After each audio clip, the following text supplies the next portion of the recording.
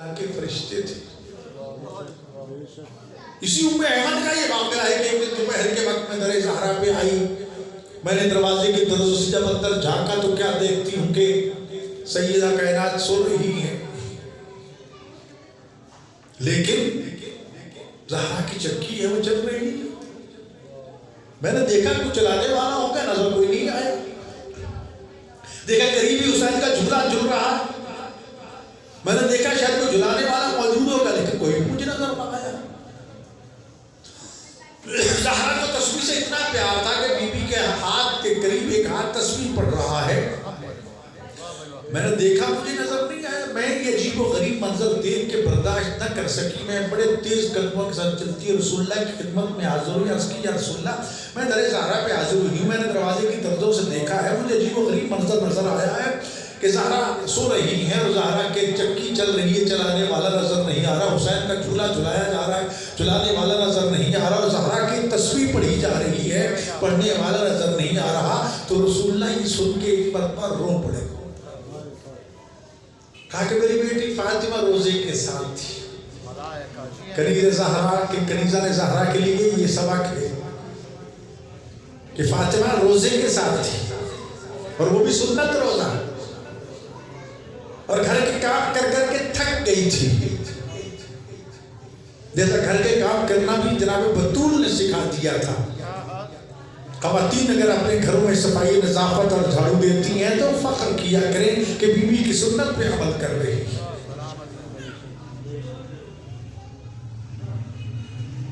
اللہ کو بطول کی تھکن پسند نہ آئی. زہرا پہ نیند پہ غالب کر دیا. اب فاطمہ تو سو گئی. کب زہرا کے گھر کے کام کون کرے گا؟ تو فرمایا جبریل کو بھیجا، جبریل جاؤ جا کے تم زہرا کی چکی چلاؤ. میکائیل کو بھیجا کہ جاؤ حسین جھولے میں سو رہا ہے، اگر جھولا رک گیا تو ہو سکتا ہے حسین کی نیند میں خلل واقع ہو جس کی وجہ سے بطول کی نیند اکھڑ جائے.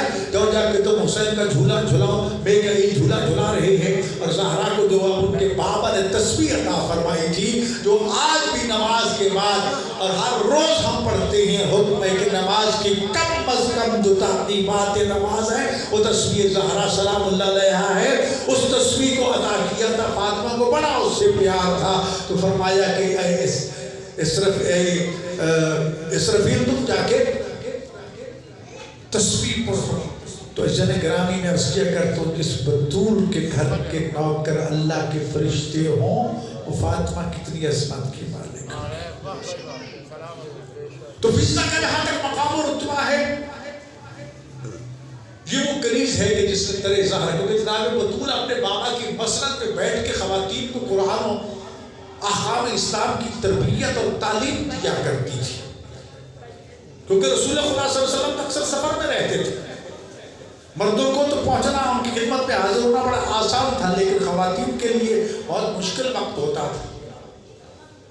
تو لہذا ان کی جگہ پہ بابا کی مسند پہ بیٹھ کے خواتین کو جو مسئلے مسائل بتایا کرتی تھی وہ جناب زہرا سلام بتایا تھی.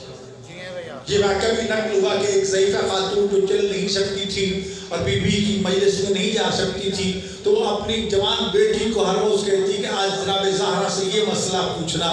وہ جاتی بی بی سے مسئلہ پوچھتی، بی بی اس کا جواب دیتی. دوسرے دن دوسرا مسئلہ، تیسرے دن چوتھے دن، لگاتار 10 دن اس کی ماں مسئلہ بھیجتی رہی، بیٹی پوچھتی رہی، زہرا جواب دیتی رہی. 11ویں دن وہ کہتی ہے کہ اب بی بی کو زحمت نہیں دینی، ہم ہر روز سوال کر کر کے بی بی کو تنگ کر رہے ہیں، تو بی بی کو تکلیف نہیں دینی چاہیے. اب بی بی آئی، اس کی بیٹی چپ بیٹھی ہے.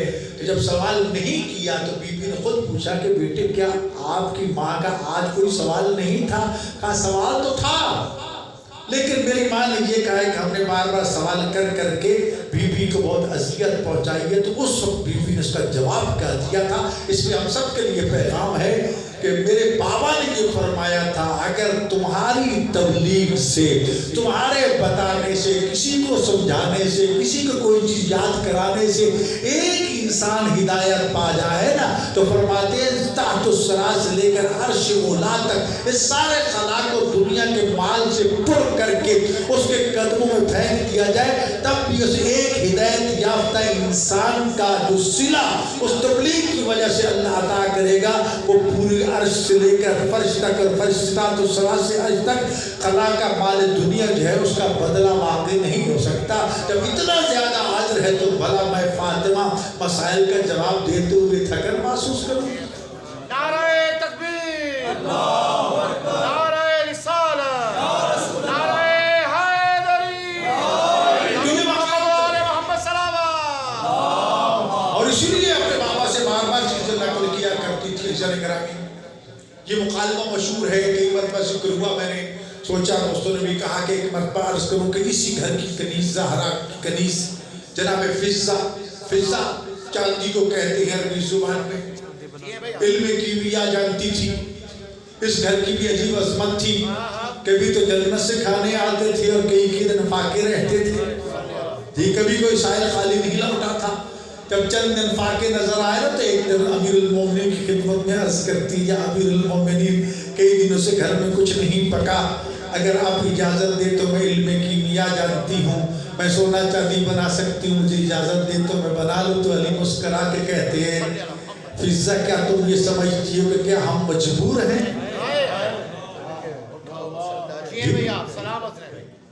ہم چاہیں تو یہ زمین کے سونے کی ہو جائے۔ بعض روایات میں نے اشارہ کیا تھا تو ابھی کہا نہیں کہ ہو جا تو زمین سونے کی ہو گئی تھی، لیکن ہم اللہ کی رضا پہ راضی رہنے والے ہیں۔ تو یہی سیدہ کائنات کی کنیز کا واقعہ مشہور ہے کہ ایک دفعہ حج پہ جا رہی تھی۔ اس واقعے کو بہار الانوار میں علامہ مسیح الرحمہ نے بھی نقل کیا اور ہمارے علماء نے بھی نقل کیا۔ عبداللہ ابن مبارک اس کا راوی ہے، وہ نقل کرتے ہیں کہ میں حج پہ جا رہا تھا، دوران سفر اچانک میری نظر ایک ضعیف خاتون پہ پڑی تھی جو تیز تیز قدموں سے چل رہی تھی، جنگل بیابان اکیلی خاتون۔ میں دیکھ کے پریشان ہو گیا، میں نے فوراً اس سے سوال کیا کہ بی بی تو کون ہے اور کہاں سے آ رہی ہے؟ تو آگے قرآن پڑھ کے کہتی فَقُلْ سَلَامٌ فَسَوْفَ تَعْلَمُونَ، قرآن کی آیت پڑھی، کہا کہ پہلے سلام کرو پھر تمہیں پتا چل جائے گا میں کون ہوں اور کہاں سے آ رہی ہوں۔ جی فَقُلْ سَلَامٌ قرآن کی آیت ہے، ہمیں سمجھ گیا کہ مجھے کہتی ہے کہ پہلے سلام کرو، اور اسلام کا یہ حکم ہے کہ جب بھی کسی محفل میں جاؤ تو سلام ضرور کرو، اور سلام وہ سنت عبادت ہے کہ جس سے ایک واجب جنم لیتا ہے۔ آنے والا اگر سلام کرے نا تو ہم میں سے اگر ایک بندہ بھی جواب دے دے تو واجب ادا ہو جائے گا، واجب کفائی ہے۔ اگر کوئی بھی جواب نہ دے تو ہم سارے مجرم ٹھہریں۔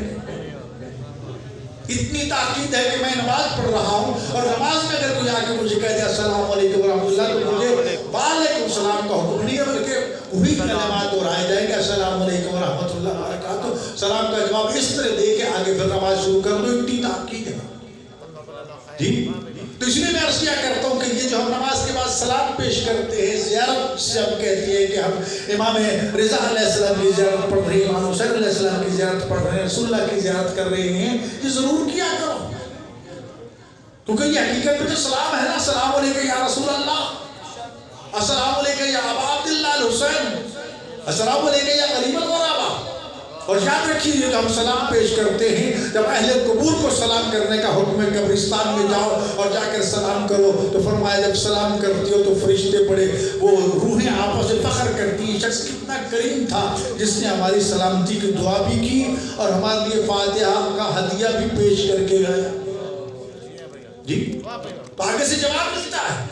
تو جن کو ہم سلام پیش کرتے ہیں، یہ سلام یہاں فضاؤں میں تعلیل نہیں ہو جاتا، بلکہ یہ سلام جو ہے زبان و مکان کی قیدوں سے آزاد، جس امام اور جس نبی کو سلام پیش کر رہے ہوتے وہاں تک صرف پہنچنا نہیں بلکہ اذن دخول کے الفاظ میں یہ لفظ موجود ہے، انت تسمع کلامی و ترد سلامی، اے میرے رسول آپ میرا سلام سن بھی رہے ہیں اور میرے سلام کا جواب بھی دے رہے ہیں۔ اور خود رسول اللہ نے یہ فرمایا تو ان لوگوں کو جواب دے کر من زارنی بعد مماتی کمن زارنی فی حیاتی، او مسلمانوں، جس کسی نے میری رحلت کے بعد دنیا سے پردہ پوشی کے بعد میری آ کے زیارت کی، اسے ایسے ہی ثواب ملے گا جیسا اس نے میری زندگی میں زیارت کا شرف حاصل کیا۔ مشنودیہ امام رضا علیہ السلام بلند تر سلامات۔ اللہم صلی علی محمد۔ من زارنی بعد مماتی کمن زارنی فی حیاتی، جس کسی نے میری رحلت کے بعد میری زیارت کی ایسی ہے جیسے کہ وہ، اور پھر حاجیوں کے حکم ہے جو حج پہ آئے اور مدینہ منورہ میں میری زیارت کے لیے نہ آئے۔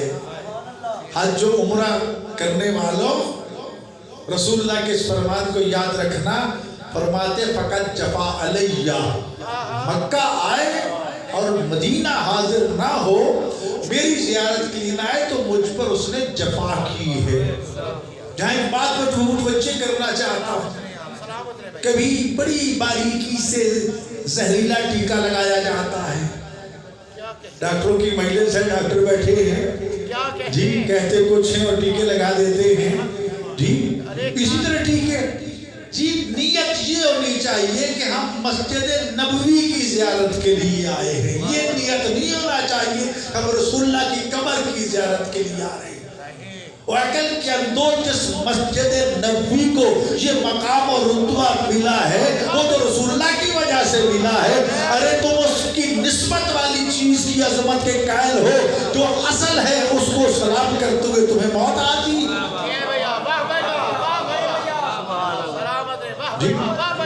پھر کہتے ہو مردے کو مردہ مدد نہیں کرتا ہے، یہ تو مردہ ہے، یہ مر چکے ہیں۔ رسول فرماتا ہے من زارنی بعد مماتی کمن زارنی فی حیاتی، جس کسی نے میری وفات کے بعد دنیا سے جانے کے بعد زیارت کی، گویا اس نے زندگی میں میری زیارت کی۔ یہی چاہیے معصوم فرماتے ہیں۔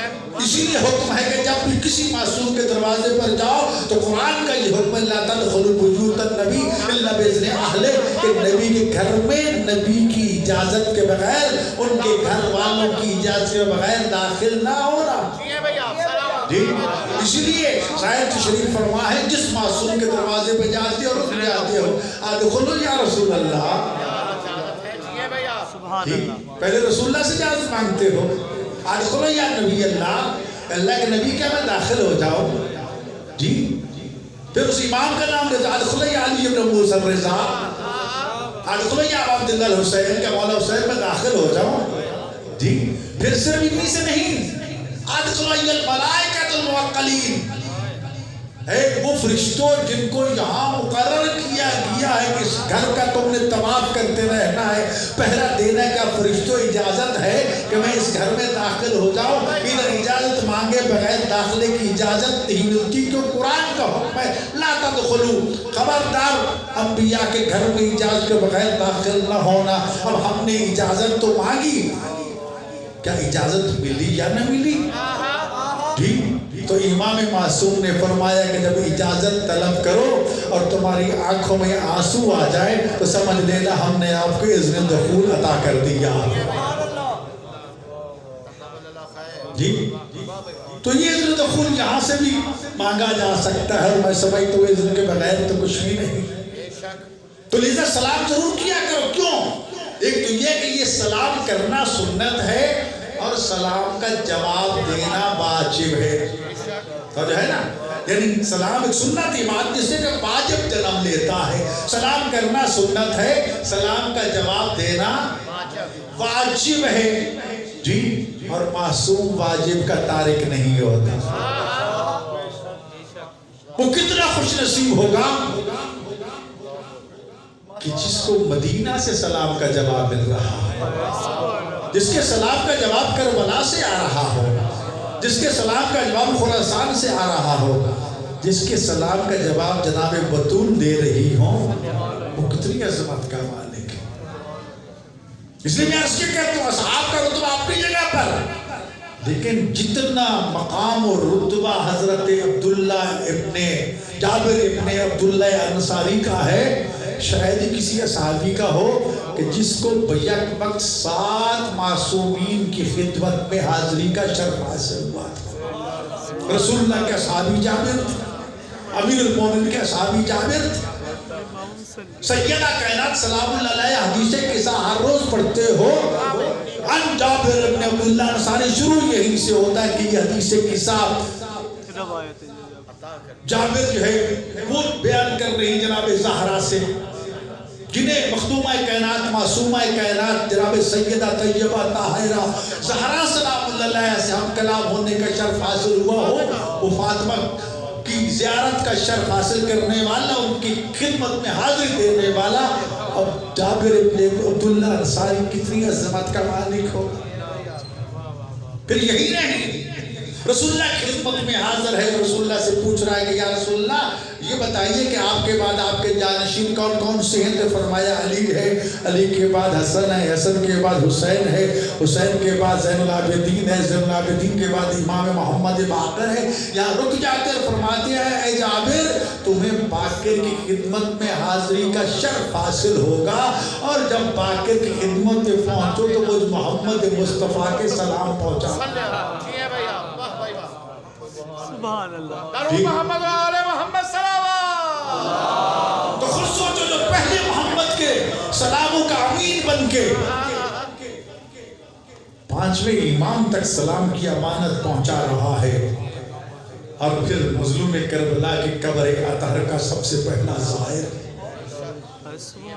آج بھی آپ مدینہ منورہ میں چلے جائیں، انہی کے نام میں ان کے گھر میں مسجد بنی ہوئی ہے جابر بن عبداللہ انصاری کے نام سے میدان خندق میں، جہاں آپ نے رسول خدا اور اصحاب کی دعوت کی تھی. گھر میں ایک بکری تھی اور تھوڑا سا آٹا تھا، تو بیوی نے کہا کہ اصحاب بھوکے ہیں، رسول اللہ بھی کئی دنوں سے کھانا نہیں کھایا، پیٹ پہ پتھر باندھ رکھے ہیں.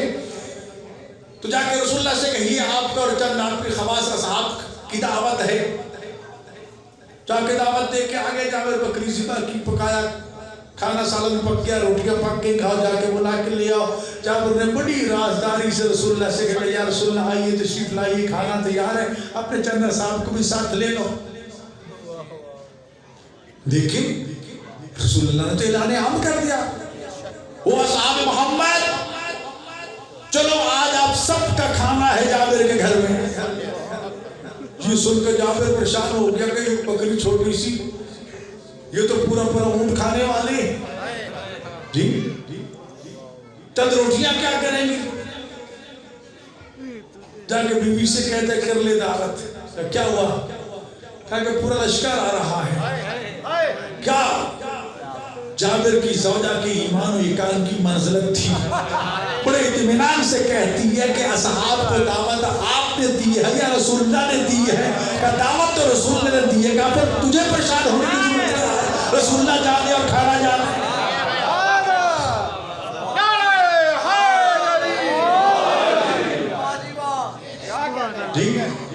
کھانے کے بھی آداب ہوتے ہیں، مل کے کھاؤ گے تو اس میں برکت ہوگی. ٹھیک ہے لوگ نہیں میں ہی پیٹ بھر لوں جی تو نہ تمہارا پیٹ بھرے گا اور دوسرے بھی محروم رہیں گے جی.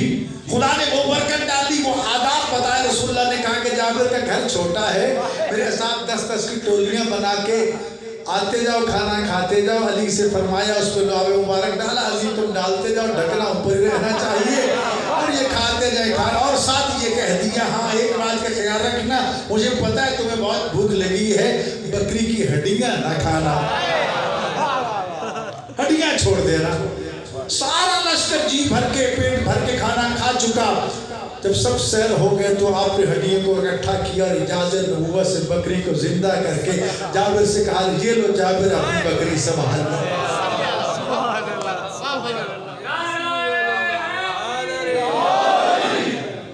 افسوس کہ مسلمان ان واقعات کو اس وقت دبا رہا ہے اور ہمارے بچوں کو میدان خندق کے عظیم تاریخی واقعات سے محروم کرنا چاہتا ہے. کتابوں سے کو نکال دیا گیا. جس جنگ خندق کو خندق کے نام سے تعبیر کیا جاتا ہے، جس کے ہیرو کا نام علی ابن ابی طالب ہے، جس کو جاتے ہوئے رسول اللہ فرماتے ہو میرے ساتھ سنو، یہ جانے والی ہستی کی معمولی ہستی نہیں ہے. بارز الایمان کل الکفر کل، آج کل ایمان کل کے کل کفر کے مقابلے میں جا رہا ہے. اور جب عمر ابن ملعون کا سر کاٹ کاٹ کے آپ کے قدموں میں آ کے پھینکا تو پھر اصحاب کو مخاطب کر کے فرمایا اے علی سنو ضربت علی فی یوم الخندق افضل من عبادت الثقلین کہ علی کی آج کے دن کی ضربت جو ثقلین کی بندگی سے افضل ہے برابر نہیں کہا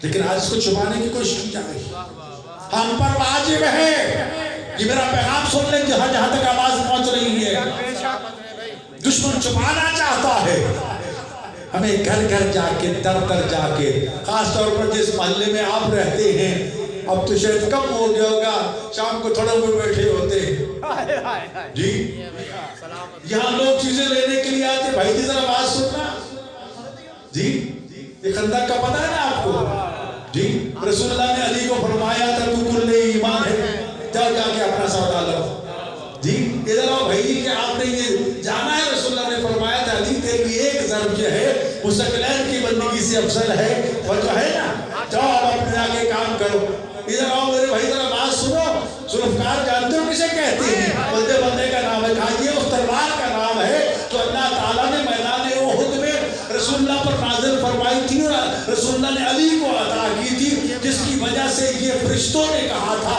آتے میں غیب سے خدا کی طرف سے آواز آئی تھی جس کو فارسی شاعر نے اس کو جملہ بنا کے مکمل کر دیا تھا کہ چاہے مردہ شیر یزدہ قوت پروردگار لا فتح الا علی لا سیف الا ذوالفقار یہ ذوالفقار جو ہے نا یہ وہ تلوار ہے جو میدان احد میں علی کے لیے نازل ہوئی تھی سمجھ آ گئی ہاں جی جاؤ جی اب اپنا کام کرو تو یہ علی کے پیغام پہنچانے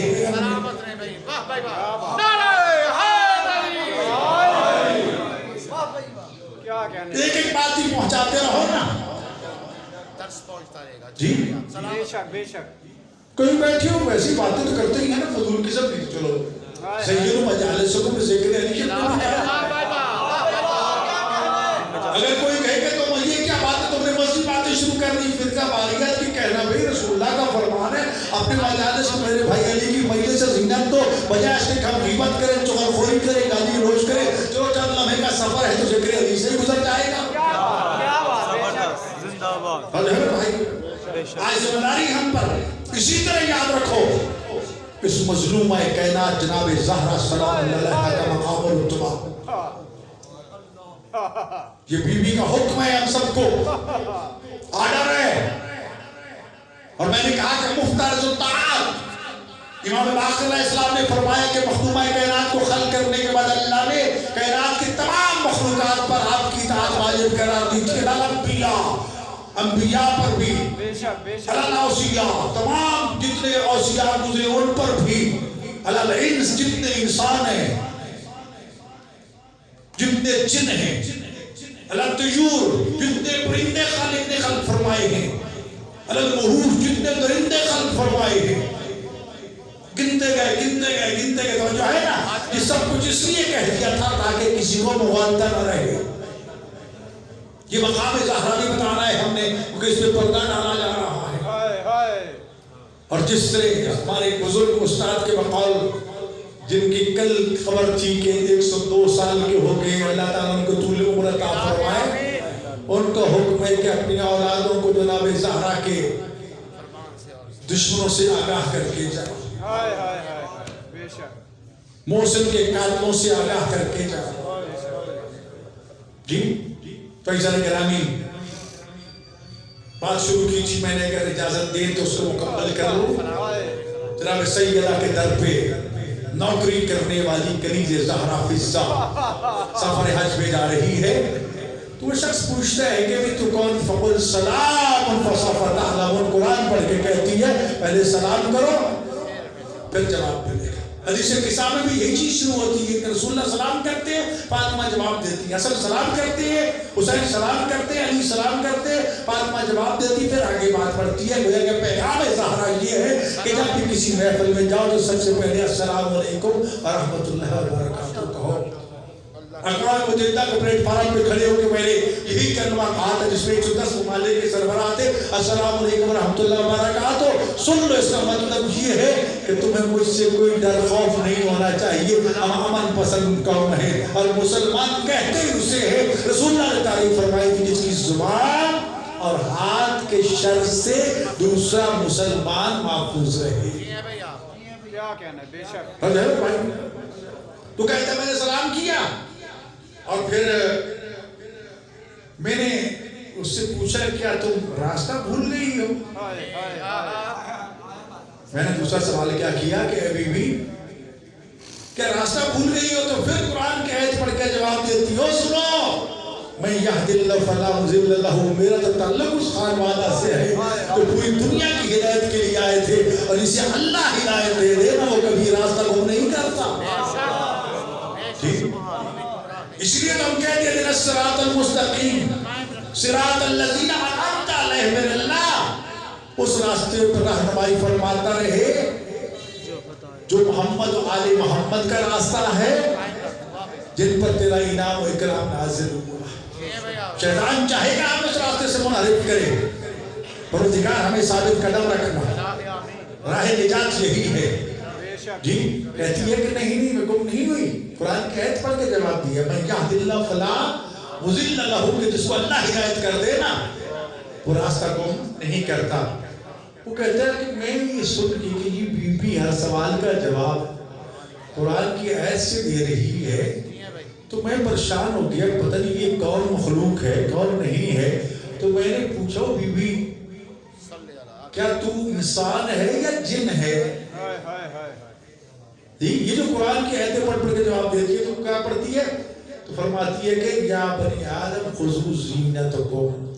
اے اولاد آدم ہر نماز کے وقت اپنے آپ کو مزین کر کے باوضو ہو کے اپنے آپ کو معطر کر کے مصلی عبادت پہ آیا کرو خدا کا حضور سجدہ ریز ہوا کرو. تاکہ یہ لفظ بنی آدم کہہ کے مجھے اس نے سمجھا دیا کہ میں اولاد آدم میں سے ہوں جنوں میں سے.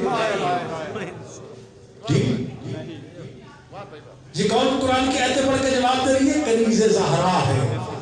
اور جو ہے کنیزہ زہرا تشریف فرما ہے. میں ان سے پھر وہی کہوں گا خود بھی اور اپنے اولاد کو بھی قرآن پڑھایا کرو.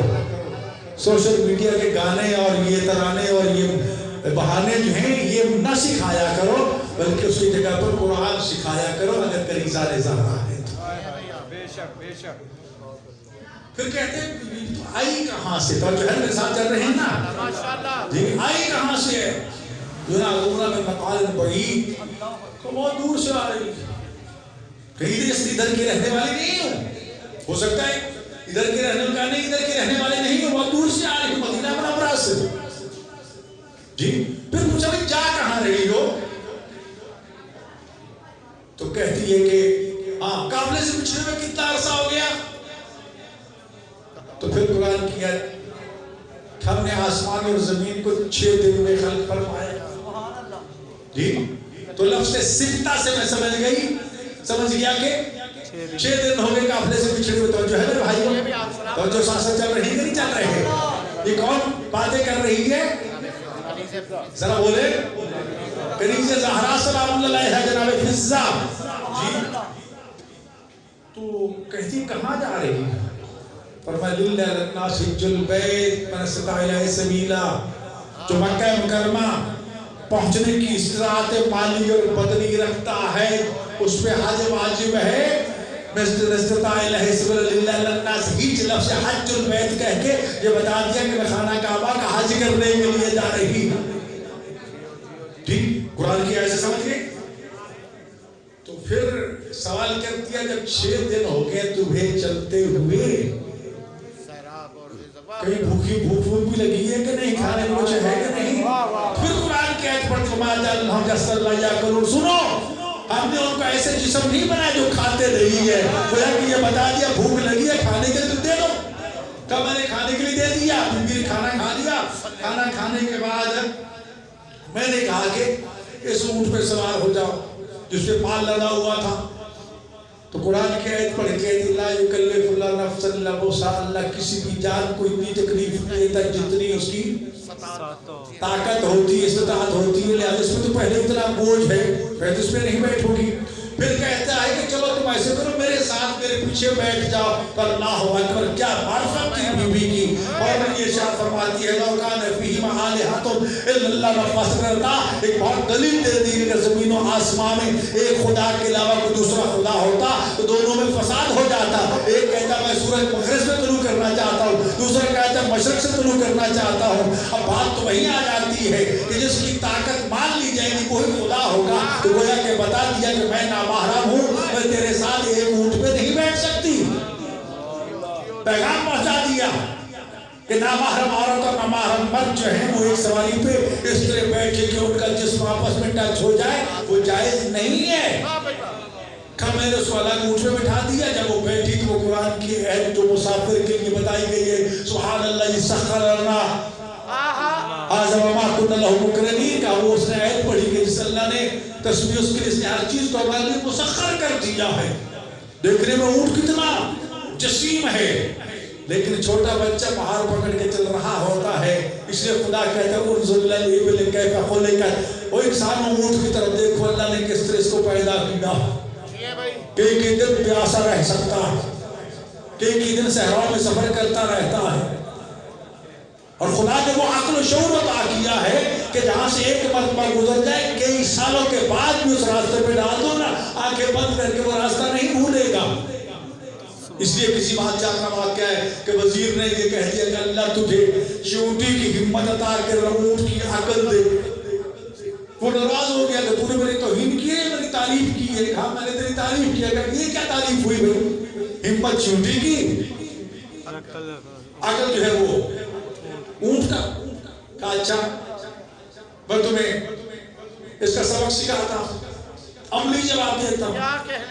جی ایک اونٹ کو لیا ایک جگہ سے گزرے تھے، وہاں کوئی گڑھا تھا، وہ 1 سال پہلے گزرے تھے، رات کی تاریکی میں گزرے تھے. اس کو بٹھا لیا اونٹ پہ، کہا کہ چلو اس راستے پہ چلتے ہیں. سال کے بعد اونٹ گزرتا ہے بغیر بتائے اسی طرح ٹرن لے کے اس گڑھے سے سیدھا گزر جاتا ہے. کہ دیکھا ہے آپ نے 1 سال پہلے رات کی تاریکی میں گزرا تھا، اسے آج تک یاد ہے کہ یہاں گڑھا ہے. گویا کہ یہ عقل و شعور ہے اونٹ کا جسے اللہ نے یہ فکر اور سوچ عطا کی ہے. رہی چیونٹی کی ہمت اپنے وجود سے کئی گنا برابر چیزوں کو اٹھا کے لے جاتی ہے. جی تو عزت گرامی کہتے ہیں کہ ہم نے کافلے میں پہنچ گئے. پوچھا کہ کوئی ہے تیرا؟ کہتے